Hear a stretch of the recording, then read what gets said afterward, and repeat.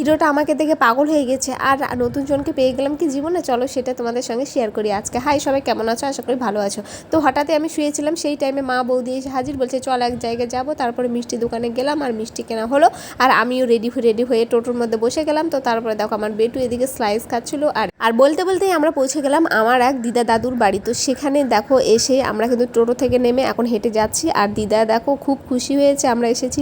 তো তারপরে দেখো বিশেষ কারণে এখানে আসা সেটা বলি, এই যে মামার মেয়ে হয়েছে, তো সেই মামার মেয়ের জন্য একটু জামা কাপড় কেনা হয়েছিল, তার সঙ্গে আমার দিদুনের জন্য একটা শাড়ি কেনা হয়েছিল। তো সেটা দেওয়ার জন্য আর একটু অনেক দিন থেকে আসা হয়নি বলেই আসা হলো। তো দেখো এই কিউট বেবিটা কেমন লাগছে অবশ্য কমেন্ট করে করবে। আর এই যে দিদুনের শাড়িটা তো দেখো কিন্তু খুবই সুন্দর কিন্তু দেখতেই বোনটা, আর দারুণ একদম হাসছিল, কি গল্প করছিল। তারপরে দেখো দিদা এদিকে আমরা আসাতে একদম রান্না বাড়ি শুরু করে দিয়েছে, মানে আমরা বলছি থাক করতে হবে না, তো এদিকে কিন্তু মাংস নিয়ে আসা কমপ্লিট আর এদিকে রান্নাও করছিল। তারপরে দেখো বড় মামির বাড়িতে গেলাম, আর সেখান থেকে এসে ফাইনালি আমার হিরোর সঙ্গে দেখা হলো। মানে বুঝতেই পারছো হিরো মানে কে। তো যাই হোক এই যে মানুষটা, তো এই মানুষটা খুবই ভালো, মানে আমার সঙ্গে এত মিশুক, এত আনন্দ করে, আমরা সেই গল্প করি। মানে এটা হয় আমার দাদু, তো হিরো বললাম, আর দাদু কিন্তু আমার সঙ্গে প্রচুর ইয়ার্কি করছে আর বলছে আমাকে ভিডিওতে নেও। তো দেখো এদিকে হাই বলে দিল, তো তোমরা কিছু মনে করো না। যাই হোক হিরো বললাম, আর আমার জীবনে কেউ আসছে এরকম বললাম। তো এদিকে দিদি রান্না করেছিল, আর তারপর খাওয়া দাওয়া করে বাড়ি চলে আসলাম।